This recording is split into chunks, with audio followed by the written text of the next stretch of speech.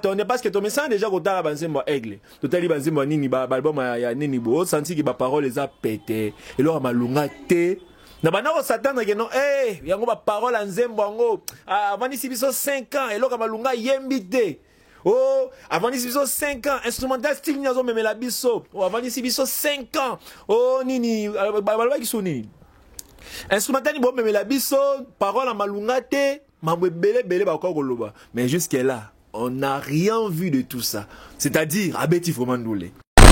Mboke Koufi. Mais le lot fait rigoler. Oh, bon, mais la mission n'a pas ma cerveau. Ma double cerveau. Cependant, c'est grâce aussi à lui. De mon que la rumba congolaise a inscrit comme patrimoine dans UNESCO. Vous comprenez? Débat dans la personne, il y a Lumumba Blackanisé. Bon, est-ce que François Mitterrand Toroloba Nini? Tout le monde le lot de la sentinelle. La sentinelle. Mais ça a calé, hein? Ils allaient caler. Mais le droit la sentinelle. Vous voyez pourquoi comment la sentinelle? François Mitterrand a dirigé le français pendant 14 ans. L'une des personnes qui a marqué vraiment l'histoire de la France. Mais à qui commettre erreur et puis c'est un français. Ayebi français. A raison à français. À l'autre à français. Nyon soit ça. Réédition. Il y a des qui ah. Collègue réédition. Tozana Bino Mayele. Ça, c'est une vérité. Tozana Bino Mayele. Franchement, félicitations à l'artiste Ferregola. Monsieur le chanteur Neyo. Il y a messieurs les chanteurs. Ferregola, messieurs les chanteurs. Quelque part, dans le refrain, Ferregola Zolobanine. Alors, ce n'est pas du zouk, mais c'est de la rumba trap. Il précise bien. Vous confondez en désordre. Oh, vraiment, c'est de la rumba trap. Donc, il y a encore de belles surprises dans cet album Dynasty Volume 1. Donc, toujours avec Ferregola. Donc, vous ne serez pas déçus. 5 ans, vous vendez Kiwana. Ils n'ont pas mbatté. Abede, Ozalinga boy, Abede, Abede, moi, c'est toi, répéter. Moi, c'est vous qui fait Ferregola, Abede, Abede, Ayembi. Alobeli oye asali oye a préparé la kibino pendant 5 ans. Mais comment vous comprenez que vous ne pas banir abede bozo comme ça vous beta maboko. Mais vous doyez me la bino abe ce n'est pas du zouk mais c'est de la rumba trap. Azana ba diction, azana diction oh améliorer pe ki toro makasi. Oh tout le monde apprécie aujourd'hui le pont entre la vraie rumba na musique moderne. Oh rumba oh to komi ko mélangeant on a ba style belé. Aujourd'hui on parle de la rumba trap par exemple. La rumba R&B, on en parle. Toboité, ce sont des artistes parce que JBM piano wana, bazana ba ora moro boye. Oh le mutu moro dako boye. Ça c'est une vérité. Mais to la paix na posa ya touche ya ba jeune wana parce que Ferregola la base très suivi na ba général. Sanga mwana oh par exemple là na 20 ans 25 ans. Ayebi jibem piana, ayebi wera, mais ayebi wera na jibem piana, il y a vraie histoire ba noso ba yebité, il y a ba succès ba betité. Ayoka ngoka likolo. Et puis ba musique ba wera ba beti, ba jibem piana ba beti, et ça ba musique moro bo ba maîtriser ngo bien, et ça ba déjà ba atteindre ba 40, ba 50 ans, ba yebi ba succès ba sali parce que biso peto yoka que. N'hésitez pas à liker la vidéo si elle vous plaît et si vous êtes nouveau sur la chaîne, n'oubliez pas de vous abonner et d'activer la notification pour ne rater aucune de nos prochaines vidéos. On commence.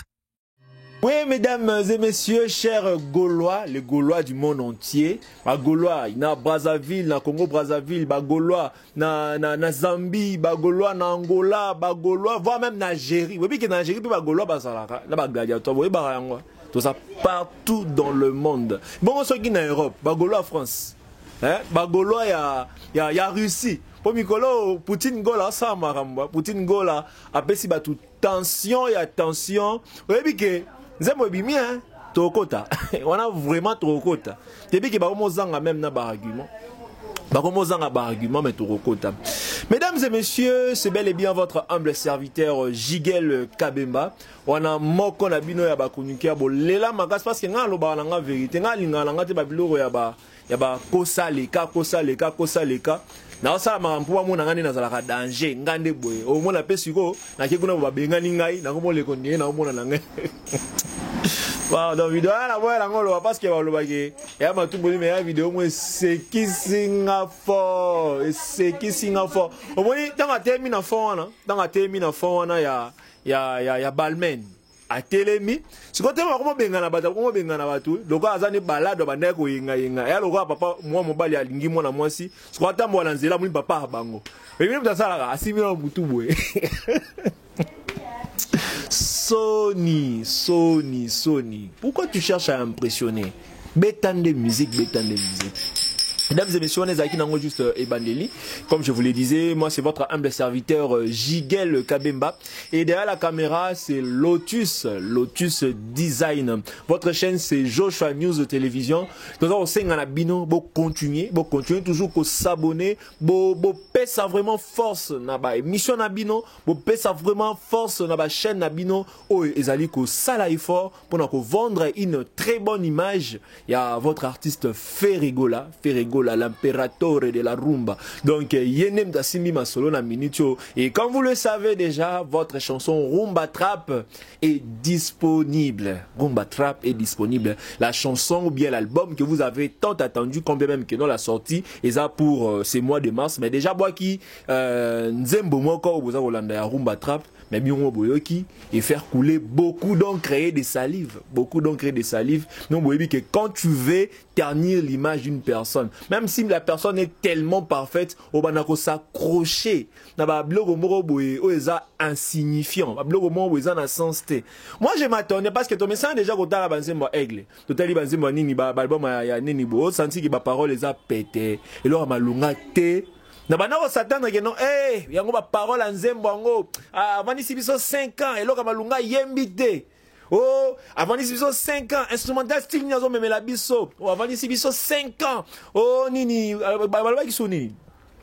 Instrumental ni bo memela biso, parole en malunga te, mambo belé ba ko koloba. Mais jusque là, on n'a rien vu de tout ça. C'est-à-dire abeti vraiment doulé. Voir vraiment et lobby savoir ton connaissance musicale et lobby, la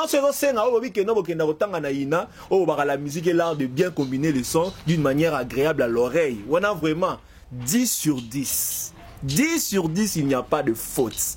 Basangi ba argument. Yango ba komi ko diembela na partie où l'artiste azolo ba ma double cerveau. Ah, Congolais vraiment. Ah, c'est pas que tu vas marquer ce monde. Ce ne sont pas des gens au français, ceux qui n'ont pas. Ah, c'est pas que Lumumba blackanisation. Lumumba, abandonne blackanisation. Mais il n'y a pas de indépendance. Il y a une indépendance. C'est que ceux qui font rigoler à lobby, ma double cerveau, mais à Pessibino, oui, comme je le disais, Lumumba, abandonne blackanisant. Blackanisation, mais c'est Lumumba. On appelle ici indépendance. Indépendance na République démocratique du Congo. Les autres ont indépendance, c'est grâce à Lumumba. Mais saute à la traduction des acquis qui t'ont côté. Vous comprenez? Mais ça va pas français, ceux qui disent, mesdames et messieurs, vous voyez, mais Mboke Koufi, hein? Mboke Koufi. Mais le lot fait rigoler, oh, mais la buse n'a pas ma cerveau, ma double cerveau. Cependant, c'est grâce aussi à lui, de mon que la rumba congolaise a inscrit comme patrimoine na UNESCO. Vous comprenez? Débat français, je vous le dis très souvent, hein. Bon, on a musicien na biso congolais. Mais on a un débat français. Bolongo la ba Kofi, hein. Bolongo li ba Kofi. Bolongo li comment il s'appelle encore? Félix Oazé quoi? Wamba Damouba Dakumuda. Bangonde beaucoup teni bola ba rigueur. Wono c'est tikali wala papa to bundana. Eza langue na bisoté. Ça c'est une vérité. Français eza langue na bisoté. Bongibo dramatisé pour dire que non, parce qu'il a dit ma cerveau. Bino si bo sali nzembo mon le roi nzembo wana. Dites-nous, nous si bo sali nzembo, imagine pour sali album Mobimba, réédition album 15 titres à ta mon côté zobeta. Attends, dans les réseaux sociaux, on n'en parle même plus. Toye bate, ce qui album ngo, d'ailleurs, bien sûr que ça il n'en nini, album yo kanate, réédition album yo kanate. Mais yo bisa ngasko rumba trap. Bango ba boule toye la bango ba chez des rumba ba bulongo rumba mais ça non et ba bulongo dirait zouk mais ça non zouk te et a vraiment zouk te et ça vraiment rumba trap. Moi mon ba aller au Ferrego là non que Dieu te bénisse. Ça c'est une vérité. Donc yo vraiment ceux qui to zangio na musique congolaise to tumbi écouter. Ceux qui to zangio na musique congolaise to tumbi ba bafle parce que ça ne servira plus à rien. Yo mona par exemple le lobby réédition pour un disque d'or pour un disque d'or abimisa album. La seule chose on a la money bien la prod. Ben instrumental ndeka a réussir mais sotali o balisa instrumental na voix papa flop échec. Et bon, si dans la personne, il y a Lumumba, Blackanisé. Bon, est-ce que François Mitterrand, Toroloba Nini?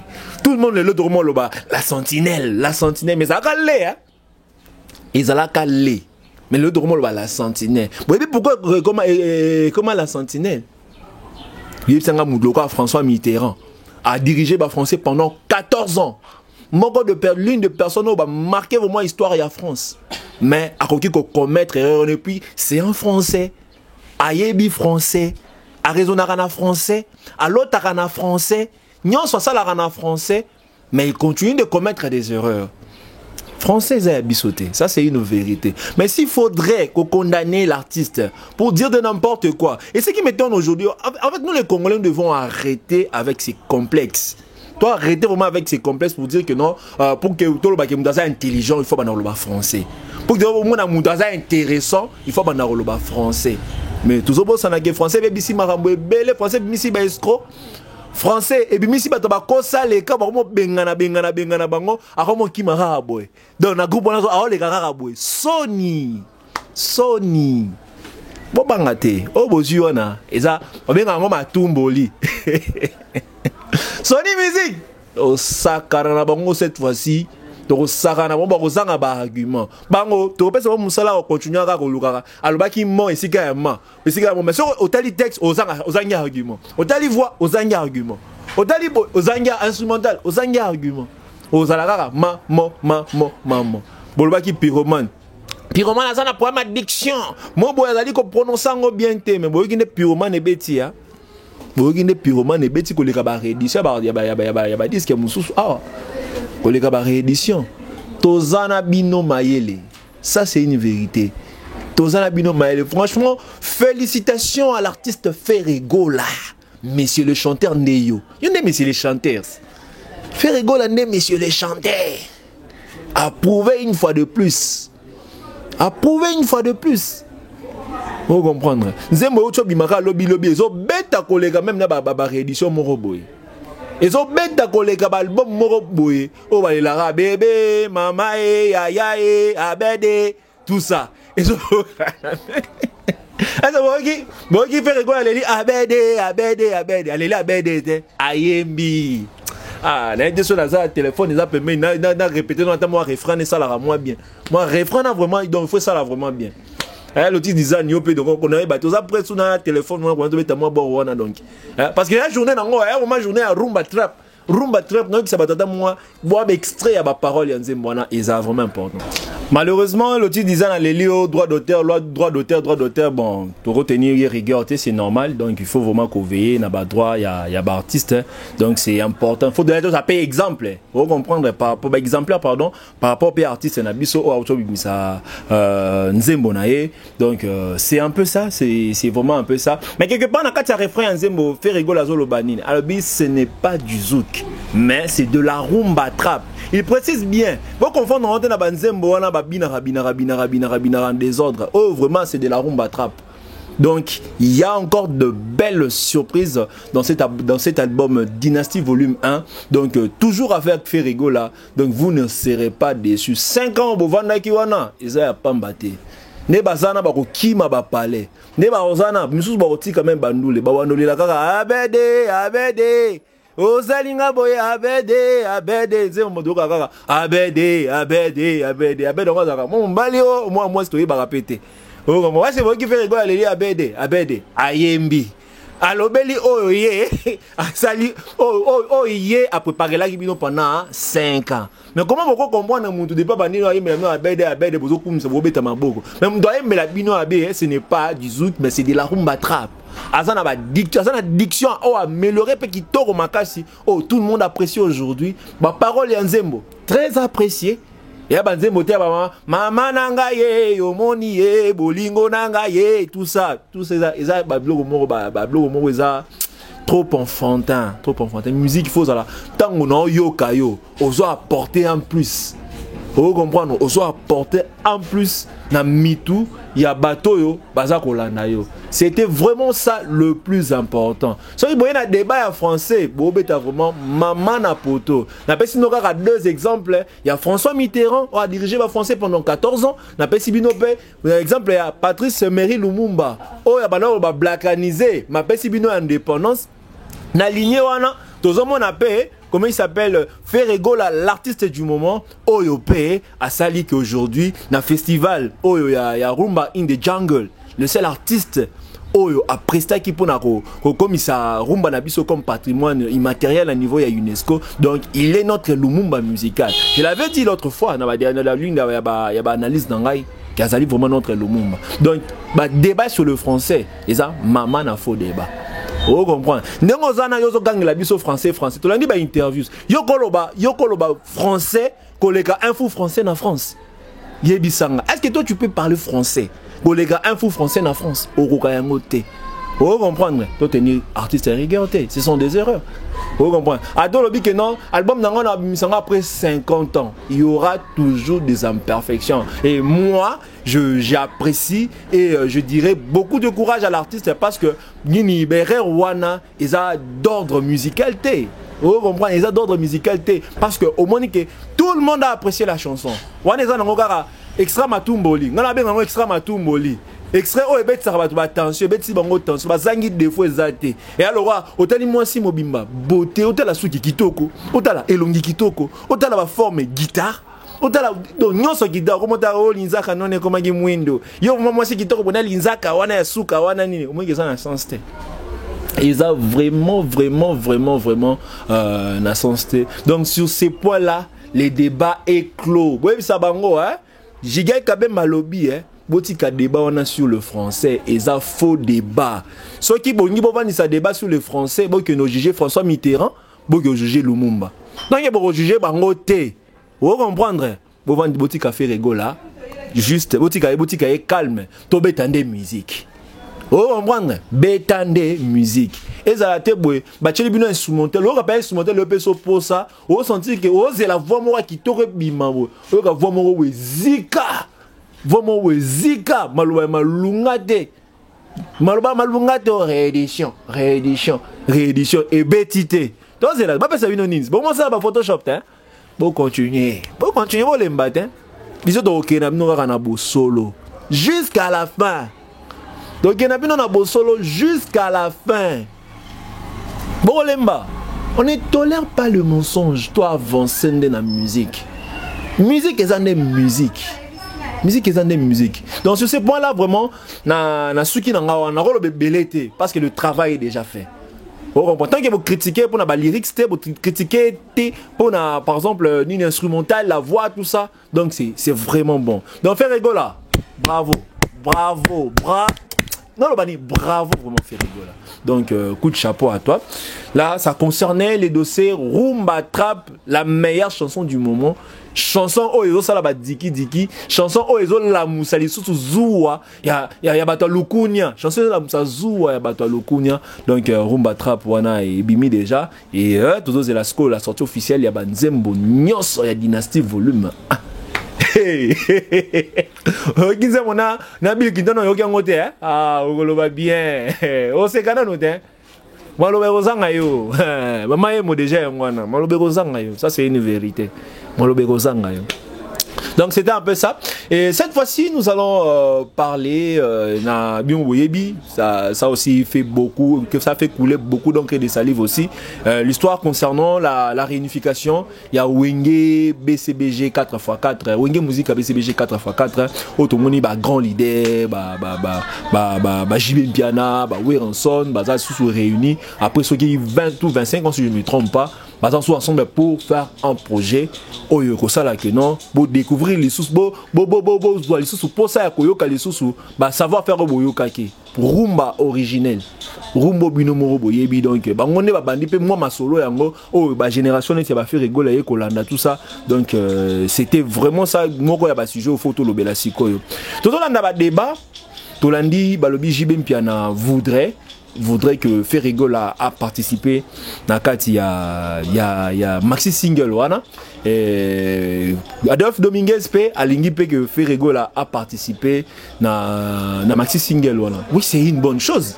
C'est vraiment une bonne chose. Pourquoi je dis que c'est une bonne chose? Premièrement, Ferrego la aza obabengi mwana suka ya wenge 4x4. Il fait partie de ces wenge musique à 4x4. Ça c'est une vérité. Bien sûr, aza non trop jeune, aza non a succès et belé la makila et puis azo constitué en quelque sorte le pont entre la vraie rumba na musique moderne. Oh rumba oh toromi ko mélangeant on a ba style belé. Aujourd'hui on parle de la rumba trap par exemple. La rumba R&B, on en parle. Toboïté, ce sont des artistes parce que JBM Pianawana, basana ba ora moro boye. Oh le mutu moro dako boye. Ça c'est une vérité. Mais toza la paix na posa ya touche ya ba jeune wana parce que Ferrego la base très suivi na ba génération. Sanga mwana oh par exemple là na 20 ans 25 ans. Ayebi JBM Piana, ayebi wera, mais ayebi wera na JBM Piana, il y a vraie histoire au banon so ba yebité, il y a ba succès ba betité. Ayoka ngoka likolo. Et puis ba musique ba wera ba beti ba JBM Piana ba beti, et ça ba musique moro bo ba maîtriser ngo bien, et ça ba déjà ba atteindre ba 40, ba 50 ans. Bah yebi ba succès ba sali parce que biso peto yo karaké non faire dani weranson ba ni ne wenge musique à maison mais wenge musique à 4x4 et sali ba succès mo bo le to comparer ngo na ba falité to comparer ngo ba succès au ba faire ba salité bon ngo ba kabola vraiment ba famille au moins on a quatre famille papa za muta boye maba za muta boye wenge musique à maison mais wenge BCBG ya JBM Piana kabola ba famille. Bah succès vraiment oh ya grave oh le moment le comment on est salamité na ba âge mora miké ba beti ba salle mythique oh et bella artiste c'est ba salité. Ça c'est une vérité. Mais posons-nous la question, est-ce que la rumba ndenge ba betela yango ba continuer ko beta yango? Est-ce que ce qui va biba ça la réunification parce que le plus important est zanini ba na kati ya réunification oyo ba ngibala exception succès au bango bazali nango le poids musical au bazali nango mais pour avoir ces poids là il faut que non il faut pas que luka toucher mitema le cœur de cette jeune génération. Bana ba 20 ans, 19 ans parce que bango pende ba simi baza mingi accroché na ba bengi ba technologie. Bango nda okende bo nini ya wenge musique ebimi akepa beti tout boye. Apesi moi vu, apesi moi écoute mais papa 50 ans na tante par exemple à moins que ça na azali bana mboka akenda peso ba écoute na ba Spotify tout ça ba bloquer wana nyonso. Eza moi passi. Yango moni que ça serait vraiment mieux. Bien sûr, bah obeta rumba, obisono soto yebi, mais bah mekampe ko bakisa moi touche moro boyepe, y a style moderne, y a ba style au monde parce que tout le monde a le style rumba comme mélanger na ba style belé. Ce qui va ça la maxi single par exemple, il y a 4 chansons, 3 chansons là oui rumba mbiyendenge to yebeli yango, na rumba moro boyebo ça là moi mélange et puis bon bakisi moi génération moi faire Ferrego la paye na kati et ça là vraiment bien et ça a vraiment une nouvelle touche na kati ya musique pour monde que ba génération presque nyonso et qu'on s'est retrouvé et au ça là vraiment que non on a senti que réunification non et ça n'a pas bengi impact. C'était vraiment ça moi mon idée.